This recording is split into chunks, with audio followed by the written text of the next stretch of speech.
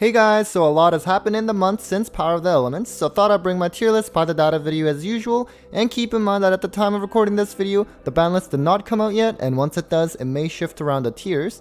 Before we continue, a huge thanks to my sponsors as usual, links in the description below, and as always, please refer to my original tier list video in terms of knowing how the calculations work. For this video, we'll be using YCS Rio Top Cut as part of the formula. As usual, there are some data quality factors with YGO to mention, so the site unfortunately still cannot identify Spright specifically, so we're going to use frogs as a way to identify this deck. Just as before, Branded Despia cannot be identified specifically either, so we'll just go with Branded, although I will adjust the numbers down a bit since not all Branded decks are Despia.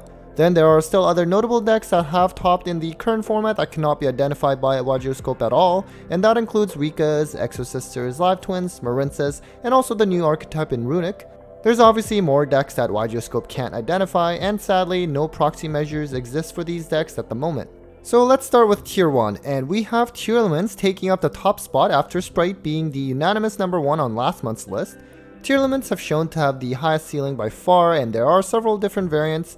They were not only the most played deck on Dueling Book, it's also had the most top cut representation at YCS Rio as well. While it is a little RNG dependent, the deck is still consistent and fusion summons like crazy on both turns with the great grind game. The deck will only get better with the Ishizu cards in November as well. Now at second is Spright, which is still obviously very strong with consistent top cut representation at events. While pure Spright Frogs is sort of the go-to version, the Live Twin variant is also doing really well. Special summons like crazy, and as long as Totally Awesome is legal, the deck will have ample amounts of negates and pluses each turn, although it is a bit vulnerable to Dark Ruler or Super Poly.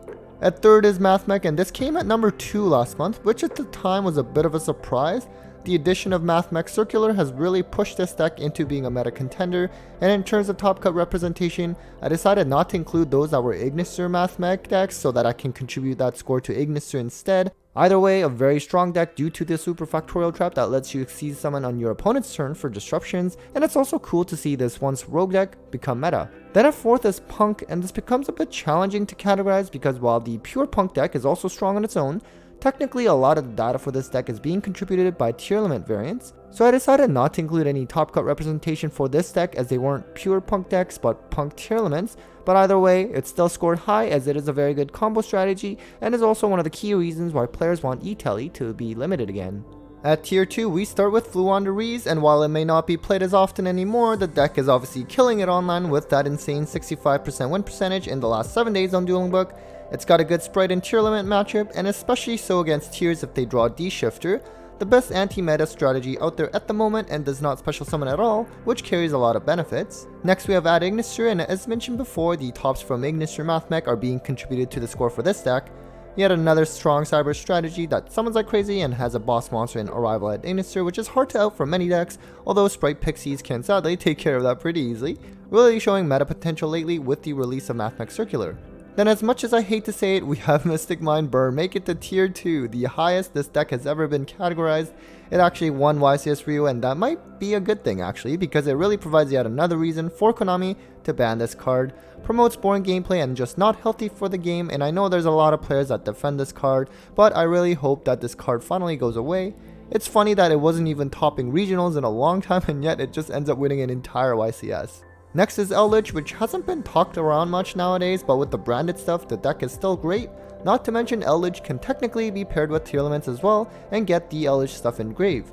With the announcement of the new Slifer trap in the Mega Tins that lets you summon Slifer and drop to 6 cards, that will probably be seeing some play in branded Eldritch, at least initially. Then we have Sky Striker, which sneakily just continues to maintain in the tier 2 range since it has always been a popular deck on Dueling Book. Didn't have a top in YCS Rio though, but probably won't be surprising to see this deck do well at tournaments moving forward. Next we have Tri-Brigade, and I believe the one that actually topped Rio was the Lyrilisk variant, but Spright Tri-Brigade has recently become quite popular as well since some of the monsters are level 2s.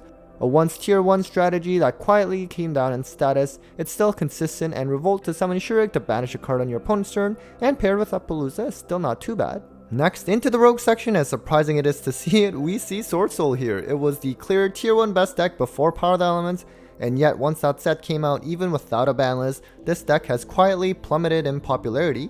No YCS Rio top either, but its win percentage online was still respectable at 57%. I'm sure it will climb back up to tier 2 status at least very soon. Another deck that has plummeted from its tier 1 status is Branded Despia. Now don't get me wrong, I personally think Sorcerer and Despia are both tier 2 strategies, but I would say that right now online, people want to play the new deck, so I think these decks are just being treated as old toys, but they are still strong.